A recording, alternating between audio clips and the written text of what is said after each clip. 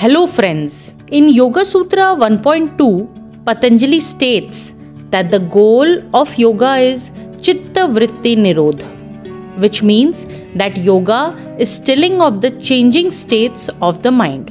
And in Yoga Sutra 1.12, he says that there are primarily two methods to achieve this goal, Abhyas and Vairagya. Now the concept of Abhyas or practice is elaborated upon in Yoga Sutras 1.13 and 1.14. And now in this video we will cover Yoga Sutras 1.15 and 16, which enumerate about Vairagya or Dispassion. We all know that a certain amount of Vairagya or Dispassion is necessary to be successful in any endeavour.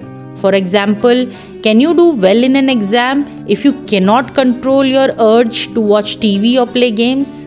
Can you do well in sports or music if you cannot spend many hours in rigorous practice, giving up a lot of other fun activities that might attract you?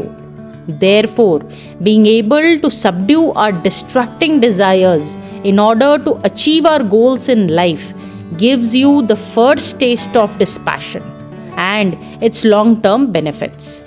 This experience prepares you for the first stage of Vairagya, which Patanjali describes in Yoga Sutra 1.15, which reads, Drashtanusravika Vishaya Vitrishnasya Vashikaar Vairagyam. Translated as, dispassion is the controlled consciousness of one who is without craving for sense objects, whether these are actually perceived or described in scripture. In this Yoga Sutra, Patanjali tells us about the state of mind called Vashikaar Vairagya. Interestingly, here Patanjali talks about Vairagya as a state in itself rather than a path towards the state of yoga. So then what is Vairagya? A state or a path? We will also clarify this dilemma for you in this video. To better understand this sutra, let's look into its constituent words, which are Drasht, Anushravik, Vishay, Vitrishnasya, Vashikar, Sangya and Vairagyam. The first word Drasht originates from the dhatu Drash, which means to see. Therefore, the word Drasht means all that is seen.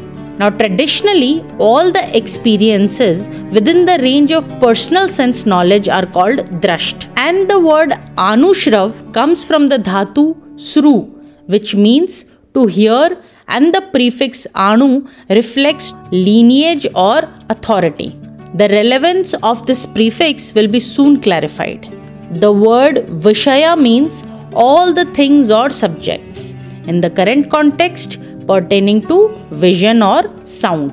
The fourth word, Vitrishnasya, comes from the word Trishna, which means thirst or desire. The prefix V means opposite of.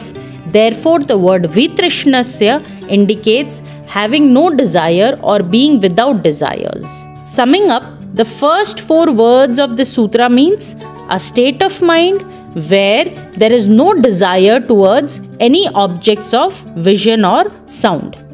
Here, the word Anushravik is very crucial, since by using it, Patanjali emphasizes that the practice of Vairagya constitutes not only to subjugate desires for material objects that we may have seen or heard of ourselves, but also those which may have been promised as boons in our sacred spiritual and religious scriptures. The next word, Vashikar, means subjugation.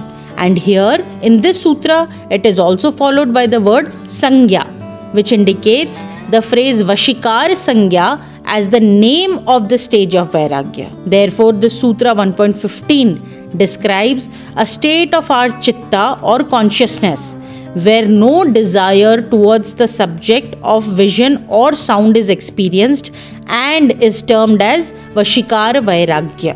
Now, it is important to note that such a state of non-attachment can also appear to be experienced when one is physically or mentally unwell. However, this is completely different from the Vairagya that Patanjali is talking about. Patanjali's Vairagya is an active spiritual state and not a state of disease or laziness. It is also not a state of forceful subjugation of our desires. Therefore, one has to be careful about this important distinction. Now, from a practical perspective, Vashikaar Vairagya is about selfless action, which is performed primarily for the well-being of others. This is also the path of Karma Yoga, as emphasized in the Bhagavad Gita. What this also means is that Vairagya is both a state in itself and also a path towards the state of yoga. Hope the dilemma is now resolved.